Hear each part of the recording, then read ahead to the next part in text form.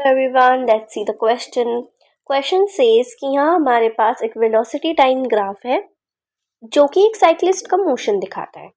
हमें उसका first part में एक्सेलरेशन फाइंड करना है, सेकंड में वेलोसिटी एंड थर्ड पार्ट में उसका डिस्टेंस जो कि साइक्लिस्ट ने कवर किया 15 सेकेंड्स में. अब देखो ये बहुत ही ज़्यादा इजी है और बेसिक क्वेश्चन है. फर्स्ट पार्ट हमारा कहता है कि मैं एक्सेलरेशन फाइंड करना है. अब देखो आप ध्यान दे, ये हमारी वेलोसिटी है, ठीक है.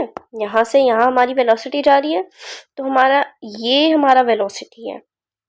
हमारी वेलोसिटी 5 सेकेंड्स पे 20 मीटर सेकेंड है, 10 सेकेंड्स पे 20 मीटर सेकेंड है, 15 पे भी 20 मीटर सेकेंड है. अब अगर मैं 6 की देखूँ, 7 की देखूँ, 11 की देखूँ, 13 की देखूँ, अब मैं चाहे इसमें से कहीं से भी उठा लूँ, 21, 16, 17, सब पूरे टाइम मेरी वेलोसिटी 20 ही है. यानी मेरा वेलोसिटी का मैग्नीट्यूड. अब मैग्नीट्यूड क्या होता है? वेलोसिटी की हमारी जो वैल्यू होती है वही हमारा मैग्नीट्यूड. जैसे मेरी वेलोसिटी की वैल्यू यहाँ 20 मीटर सेकेंड है, तो यही मेरा वेलोसिटी का मैग्नीट्यूड कहलाता है. तो हमारा मैग्नीट्यूड तो कांस्टेंट है थ्रू आउट द टाइम. अब ये अगर मेरा 0 है तो 0 पे भी मेरी वेलोसिटी 20 ही है. और हमें पता है कि हमारी वेलोसिटी दो चीज़ों पे डिपेंड करती है, एक तो मैग्नीट्यूड और एक डायरेक्शन.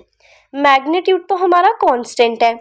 अब अगर मैं डायरेक्शन की बात करूं तो अगर आप ध्यान दें ग्राफ पे, मेरी इसकी डायरेक्शन, एक सेकेंड, ना तो मेरी डायरेक्शन ऐसे जा रही है, ना ये नीचे जा रही है. दूसरा ले लेती हूँ. ना ये ऐसे जा रही है, ना ये ऐसे जा रही है, कहीं पे भी नहीं जा रही. ये एक ही डायरेक्शन में सीधी जा रही है, ठीक है. सीधी है ये, ना तो ये टिल्ट कर रही है, ना ये नीचे जा रही है. तो मतलब डायरेक्शन मेरी सेम है ना. डायरेक्शन भी मेरी कांस्टेंट है, मैग्नीट्यूड भी कांस्टेंट है, तो मतलब मेरी वेलोसिटी हो गई कांस्टेंट, यानी यूनिफॉर्म वेलोसिटी है. और हमें ये पता है कि जब भी हमारी वेलोसिटी कांस्टेंट होती है तो हमारा एक्सेलरेशन होता है 0, है ना. एक्सेलरेशन हमारा 0 होता है. क्यों एक्सेलरेशन क्यों होता है? जब भी हमारी जो वेलोसिटी है वो इंक्रीज करती है, यानी एक्सेलरेट करती है, या फिर जब उसमें डायरेक्शन चेंज होता है तब भी उसका एक्सेलरेशन चेंज होता है. लेकिन जब मेरी वेलोसिटी का मैग्नीट्यूड, यानी वेलोसिटी की जो मैग्नीट्यूड है वो कांस्टेंट है, वो 20 है, 21 नहीं है, ना ही कभी 23 हो रही है, तो मेरी मैग्नीट्यूड सेम. डायरेक्शन ना तो कभी राइट है, ना कभी टिल्ट हो रही है, ना कभी ऊपर ना कभी नीचे, यानी सेम है. तो जब मेरी दोनों फैक्टर्स कांस्टेंट है तो मेरी वेलोसिटी भी कांस्टेंट है. और जब दोनों चीजें कांस्टेंट है तो एक्सेलरेशन होने का तो मतलब ही नहीं बनता. तो हमारे फर्स्ट पार्ट का आंसर है कि हमारा एक्सेलरेशन जो है वो है 0. और इसमें यूनिट भी लिख देना, मीटर सेकेंड स्क्वायर, वरना क्या पता मार्क्स कट जाए. अब सेकेंड पार्ट तो हमारा बहुत ही इजी है, बिल्कुल फर्स्ट की तरह. बस आपको ग्राफ पे थोड़ा ध्यान देना है, ठीक है. मैं इसको पहले पेश कर लूँ. जैसे हमने फर्स्ट पार्ट किया है, ऐसी लॉजिकली हमें सेकेंड पार्ट भी करना है, ठीक है. चलो, हमारा सेकेंड पार्ट कहता है कि हमें इसमें वेलोसिटी निकालनी है. अब आप सोच रहे होगे वेलोसिटी तो निकालनी है, पर टाइम क्या है हमारा, हमें कैसे निकालनी है वेलोसिटी? ना तो हमारे पास कोई वैल्यू गिवन है कि हमें कितने टाइम तक की वेलोसिटी निकालनी है ना. तो अब आप इसमें ये देखो, हमारी वेलोसिटी थ्रू आउट कितनी है. 0 पे हमारी वेलोसिटी 20 है, ठीक है, और 25. अब आप देखो तो हमारी जो वेलोसिटी है इसमें कोई एरो नहीं बन रहा है.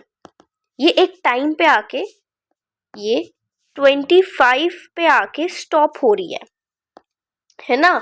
इसके आगे कोई एरो नहीं बन रहा है, ना ही ये इंक्रीज होती जा रही है, ये एक जगह स्टॉप हो गई है. यानी 25 सेकेंड्स तक हमें फाइंड करनी है अपनी वेलोसिटी, है ना. तो 25 सेकेंड्स तक हमारी वेलोसिटी अगर हम देखें तो वो आती है हमारी 20 मीटर सेकेंड, है ना. कितना इजी क्वेश्चन. ये आगे हमारी 20 मीटर सेकेंड वेलोसिटी.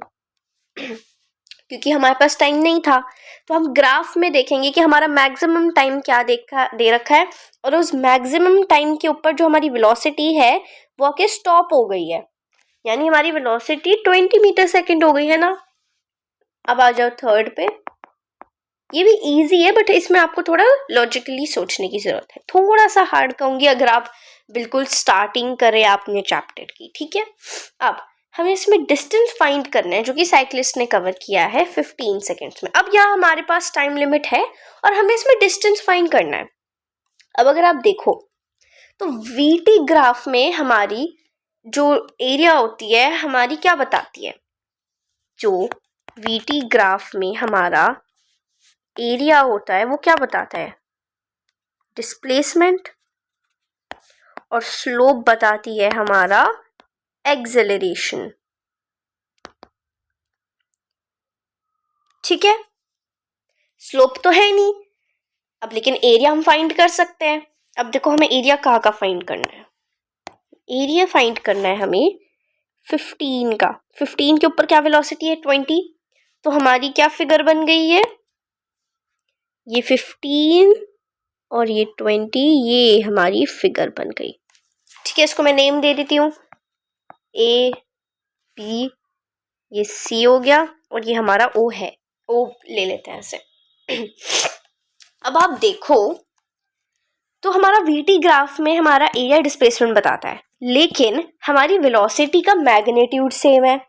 अब देखो स्पीड, हम स्पीड को वेलोसिटी कब बनाते हैं, जब उसमें कोई डायरेक्शन चेंज आती है या फिर उसका मैग्नीट्यूड चेंज होता है, लेकिन यहाँ तो ना डायरेक्शन चेंज हुई है ना मैग्नीट्यूड, तो हम ये कह सकते हैं कि हमारी वेलोसिटी स्पीड के इक्वल है, मतलब हमारी वेलोसिटी का मैग्नीट्यूड स्पीड के मैग्नीट्यूड से इक्वल है क्योंकि कोई डायरेक्शन में चेंज नहीं है।